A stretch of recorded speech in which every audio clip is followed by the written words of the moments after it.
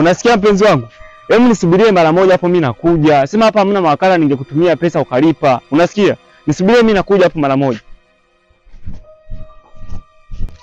Oya boda mwanangu. Wasikia sasa. Mwanangu nipeleke hapo kwenye guest ya Kigala hapo mara moja mwanangu. Kuna mtu namwai chap. Sikia mwanangu, mimi kuna mtu ninamsubiria hapa mwanangu. Ningekupeleka vizuri tu mwanangu.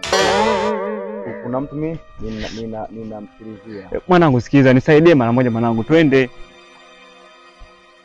Wewe nielewe mwanangu, mimi kuna mtu ninamsubiria. Au sikia.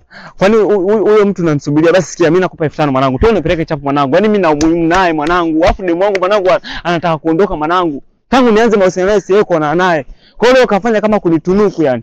Alafu kanishtukiza mimi nilikuwa na mishe zangu tu. Unaona? Kwa hiyo naomba nipeleke ndugu yangu. Mimi nika nani mwanangu? Mishipa imekaza mwanangu. Mishipa sielewi hapa mwanangu. Kashakula nauli zangu nyingi, nimeshatuma miamala kaka. Naomba nisaidie. Kwa hapa nilipo nishajiandaa mwanangu. Sio na mkongo hapa. Si umenielewa? Kwa hapa nishamaliza naye kila kitu mwanangu. Mimi nataka niende nikamaliza naye kila kitu fresh. Bro.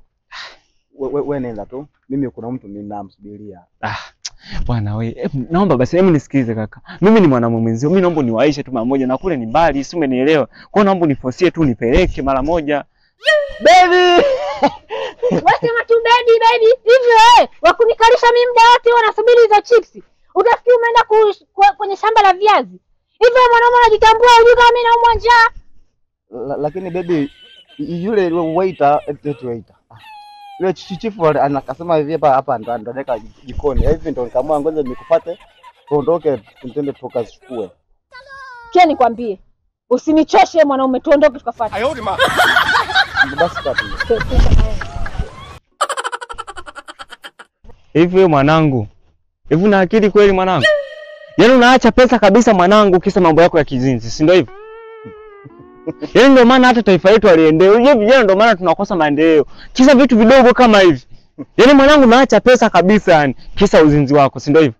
Kwa hiyo mimi taila Manchester yani Man U. Wewe ni taila ndio, kwa nini unaacha hela kisa uzinzi?